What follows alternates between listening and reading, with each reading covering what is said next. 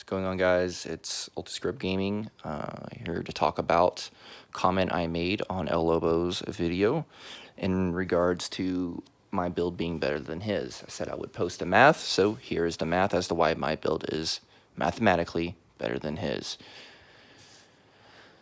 So we're going to start off with some basics here. If you want to get the weapon damage equivalent of stam, you're going to divide stamina by 10.46 and you get the weapon damage equivalent. If you want the percent base damage increase from penetration, you divide your penetration by 660 because 660 penetration is 1% extra damage. And you do the opposite if you want to turn percent base damage into penetration. And I'm going to use this later to show why my build's better than his. Anyways, he's running Automaton, Spriggans, Crag, and Belly. And that comes out to look a little like this. He has 1,099 weapon damage. There we go, adjust the camera a little better. He has 1,099 weapon damage. It's not bad. It's bursty. Like I said, it's not the best. His first hit is going to have 7,689 penetration. Not bad at all. It's 11.65% extra damage. Second hit is, if he uses snipe, which he should always be using snipe because that's going to be his best option with that build, is going to have 9,009 penetration, 13.65%. He gets a 2% increase from focused aim right here, 1320. It's 2%. You divide 660 into that, and it goes in there 2 times for 2%. Anyways, back to this. You can combo the hell out of this gear setup all day, whatever you want to do. You're never going to have as much damage as I will with my build. It's not possible. And here's why.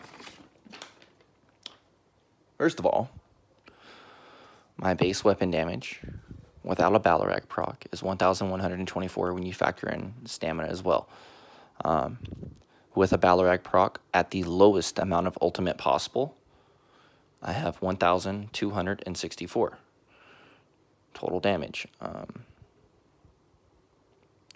If you want to get a full Balarag proc with this build, you will have 2,124, which is almost double what he has in his weapon damage.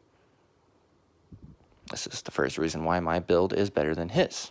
Yes, I understand this is circumstantial, but as a Nightblade, especially a bow ganker, it is too easy to build ultimate, especially in stealth. You pop off a light attack, and you cloak, and you were never there. They will never be able to find you unless they use bugs, glitches, etc. with some of the things coming up next patch, which we will not talk about because it kind of just, it's sad how Zoss is. Anyways, on my first hit, I have no set penetration coming from my armor sets. My first hit, I have nothing of the sort. But that's fine. Here's why. If my first hit is end cap, that end cap is applying a 20% damage buff. Because it is direct damage, it's proccing my Morag Tong, giving me 10% extra damage. Plus a 30% decrease in healing. My second hit, if you add up this 20 and this 10, you get 30. You multiply 30 by 660. My second hit is getting 19,800 penetration and percent base damage. Now, if we go back to El Lobo,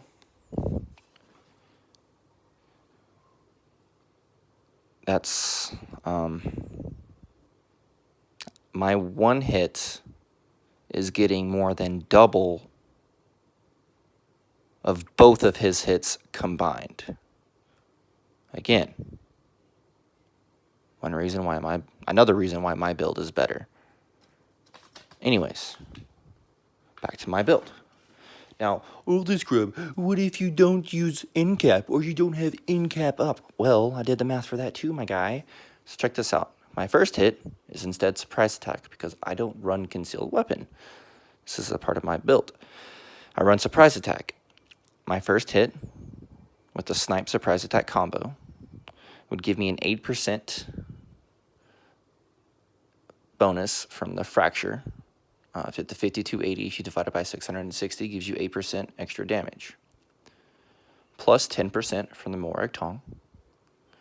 And then if you all want to go over to your champion point tree and you look at the 120 CP points you got to have in the right blue tree, gives you 10% extra damage to off-balance enemies, which surprise attack causes your enemies to be off balance when you attack them from stealth. So that's 28% increased damage. Again, without my ultimate, I have more base weapon damage and more percent based damage increase to my target with my one hit. Another reason why my build is yet again better. It's going to have, on the second hit, 18,480 penetration and percent base damage. However, with the surprise attack, you got to subtract 5280, which actually brings it down to 1,300 or 13,200 penetration from percent base damage. But I'm never going to over penetrate with this. That's never going to happen. So I'm never going to be over penetrating with my build. Basically what I'm getting at with this. Not only that, my build can take care of tanks, can kill damn near anybody. I'm not going to say anybody because there are some really, really fucking good tanks out there. Look at Fuck Cow and the people like him. They are extremely tanky, have a lot of heals. They're not going to die. But this build, mathematically, all of this mathematically, is literally better than anything El Lobo's build could do. I don't have the issue of over-penetrating, right? My damage is percent based, minus surprise attack. And with surprise attack also being on my build, right?